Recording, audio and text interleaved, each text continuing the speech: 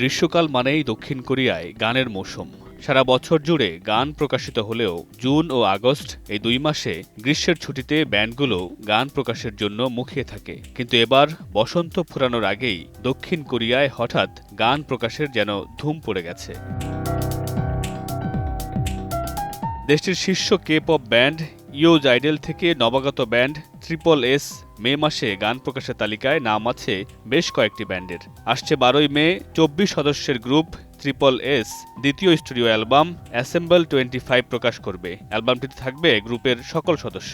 এরই মধ্যে অ্যালবামের হ্যান্ডস আপ শিরোনামের একটি গান প্রকাশের পর সামাজিক মাধ্যমে আলোচনার ঝড় তুলেছে।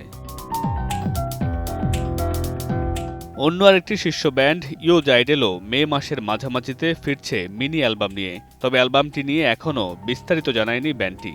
2024 সালের জুলাইয়ে তাদের সবশেষ গান প্রকাশিত হয়েছিল।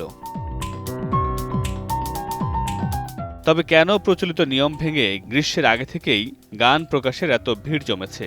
কোরিয়ান সংবাদ মাধ্যম জানিয়েছে, গান প্রকাশের ধারায় ধীরে ধীরে পরিবর্তন আসছে। ছুটির আগে গানের জনপ্রিয়তা তৈরির জন্য আগেভাগেই প্রকাশ করা হচ্ছে গানগুলো। অন্যদিকে জুলাই আগস্টে কোরিয়ান দুটি বড় উৎসব এবং দেশটির প্রেসিডেন্ট নির্বাচনকে ঘিরে আগেভাগেই অ্যালবাম প্রকাশ করছে ব্যান্ডগুলো। মামুনুর রশিদ পনেল, সময় সংবাদ।